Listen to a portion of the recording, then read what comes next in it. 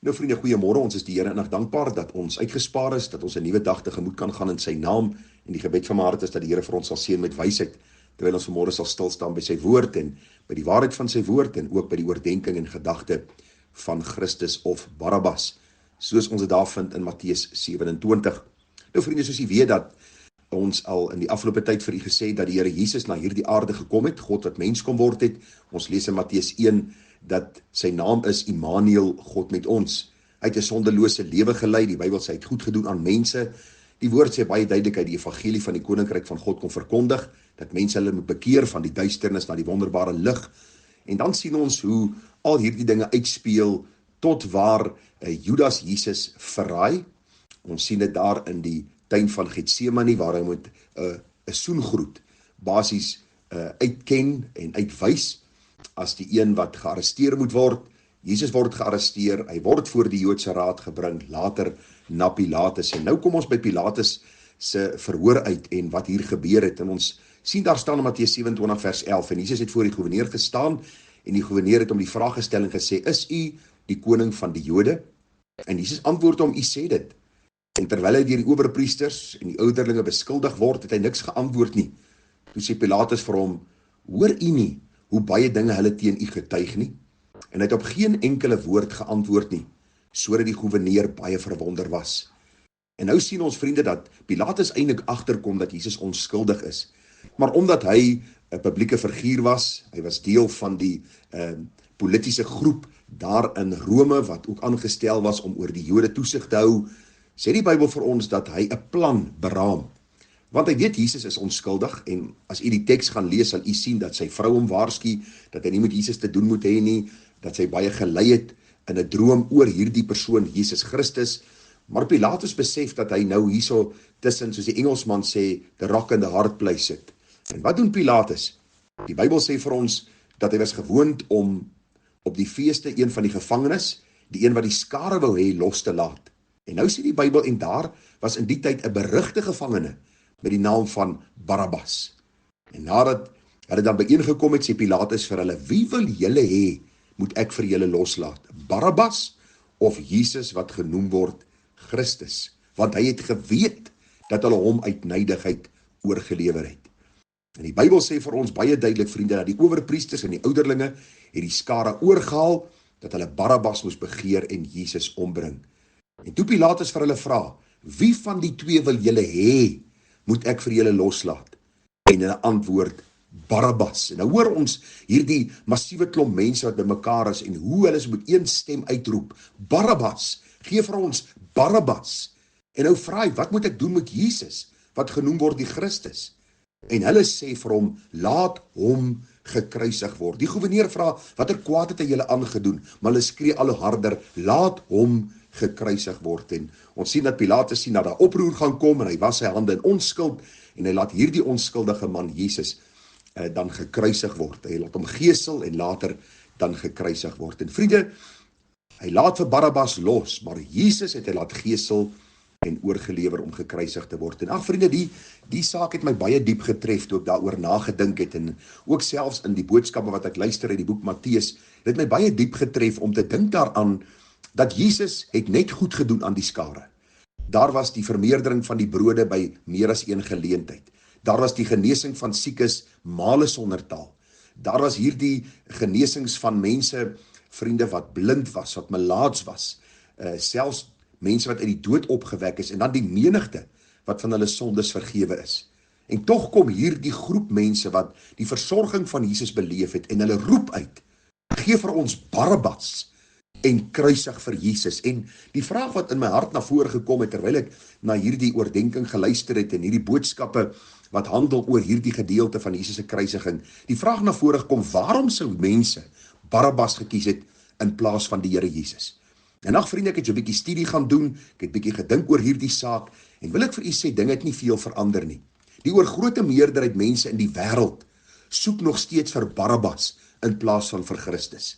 Die oorgrote meerderheid van ons in hierdie land Suid-Afrika en wêreldwyd sou net soos die skare kliphard uitgeroep het, gee vir ons Barabbas, laat Barabbas vry, maar kruisig vir Jesus. En die vraag is waarom? Waarom sou die meeste van ons dit gedoen het? Waarom sal ons nog steeds doen? En waarom het die skare in die tyd van die Here Jesus dit gedoen? Ag vriende, ek dink die Bybel is baie duidelik. Christus verteenwoordig heiligheid. Hy verteenwoordig sondeloosheid. Hy verteenwoordig die heilige God wat vir ons sy heerlikheid kom openbaar het. En ons weet dat Christus ook die regverdige straf sou dra, vriende, aan die kruis op Golgotha, om ons as onregverdiges vry te spreek. Die Bybel sê Christus het 'n vloek geword om ons vry te maak van die vloek van sonde. Die Bybel sê vir ons, daar moes een gelei het in die plek van die skuldiges, sodat ons onskuldig aan die ander kant kan uitkom. En daar was net een, dit was die Seun van die lewende God, die sondelose, die volmaakte, die heilige. Jesus self sê in Johannes 3 vers 19, en dit is die oordeel, dat die lig in die wêreld gekom het, en die mense het die duisternis liewer gehad as die lig, want hulle werke was boos. Waarom het die volk uitgeroep, kruisig Christus, maar laat vir Barabbas vry? Jy sien, Barabbas het geleef soos die mense, het gedoen soos die mense, het liefgehad wat die mense liefgehad, en dit was sonde. Christus het die boodskap van verlossing kom preek, die boodskap van dat ons sondaars is wat gered moet word deur sy soendood aan die kruis.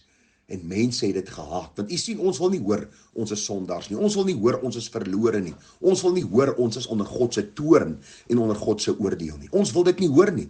En daarom haat mense Christus nog tot vandag toe.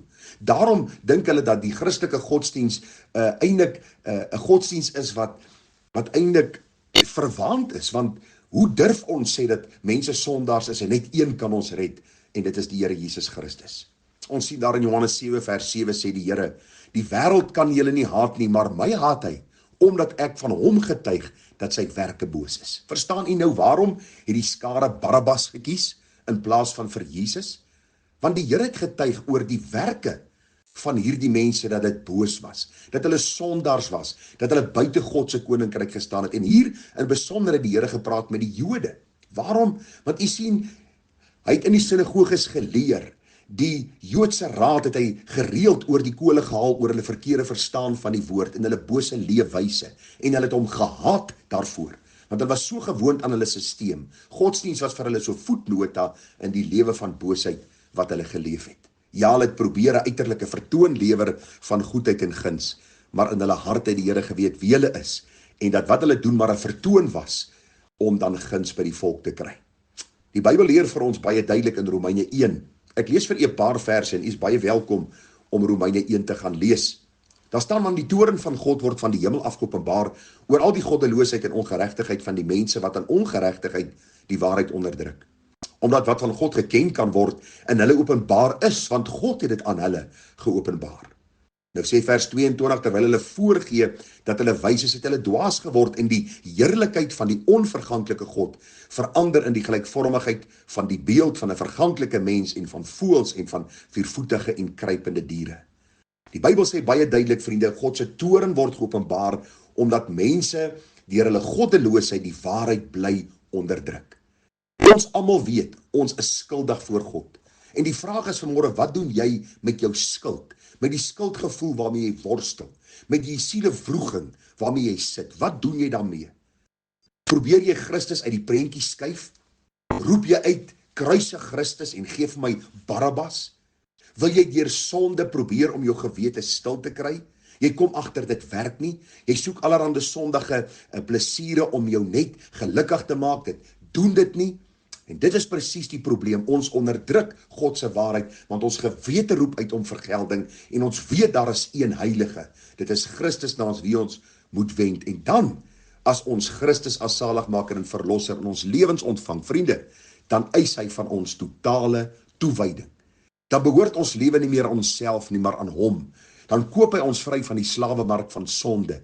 En dan leef ons voortaan vir hom, en mense wil dit nie hê nie, want hulle werke was boos, hulle die duisternis liewer as die lig, en daarom roep die meeste nog steeds uit, kruisig Christus en gee vir ons Barabbas. Die Bybel sê vir ons in vers 28 van Romeine 1, en omdat hulle dit nie die moeite werd geag het om God in erkentenis te hou nie, het God hulle oorgegee aan 'n slegte gesindheid om te doen wat nie betaam is nie.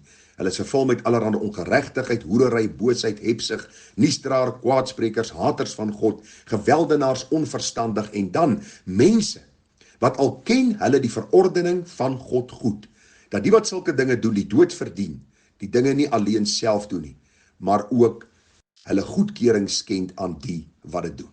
Vriend, as ons net dink aan hierdie wêreld vandag, dan besef ons dat mense weet wat is reg en verkeerd, maar hulle onderdruk die waarheid en hulle roep kliphard uit, gee vir ons Barabbas en kruisig vir Christus. Ons dink aan die of die Olimpiese spele wat plaasgevind het daar in Parys. Vriende, die absolute vergryp aan perversie en sonde en die uittarting van God en die oorgrote meerderheid stroom na Parys om na hierdie spele te kyk. Miljoene kyk oor televisie na hierdie boosheid. Waarom? Want u sien, ons het die duisternis liewer as die lig. Ons kyk na hoe die promovering van die transgender groep in hierdie Olimpiese spele gepromoveer word. Die feit dat jy in 'n identiteit van jou eie kan optree en deelneem, al is dit lynreg teen die orde wat God daar gestel het. Die manier hoe atlete aantrek, al die boosheid wat plaasvind daar. Vriende, luister, ons sit in 'n tyd waar mense weet wat is reg en verkeerd. Die woord van God is geopenbaar aan ons, die Seun van God het opgestaan uit die dood. Hy getuig aan almal dat hulle moet bekeer, want hy gaan kom om te oordeel, en die meeste sê, kruisig hom, weg moet hom, ons soek hom nie, want ons het die duisternis liewer as die lig. Ek wil jou vanmôre vra en ek sluit af. Roep jy vanmôre uit, laat Barabbas vry en kruisig Christus. Is jy miskien die een wat die duisternis liewer het as die lig, want jou werke is boos, dan pleit ek by jou, dat jy jou sal bekeer tot die Here.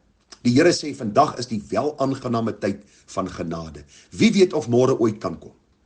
Genade tyd is weldra om, dan wag die ewigheid vir jou en vir my. Daarom pleit ek vanmôre by jou, moenie soos die skare bly skree, kruisig Christus en laat Barabbas vry nie. Maar sê, Here, hier is ek. Ek is 'n sondaar. Ek is verlore. Ek kan myself nie red nie.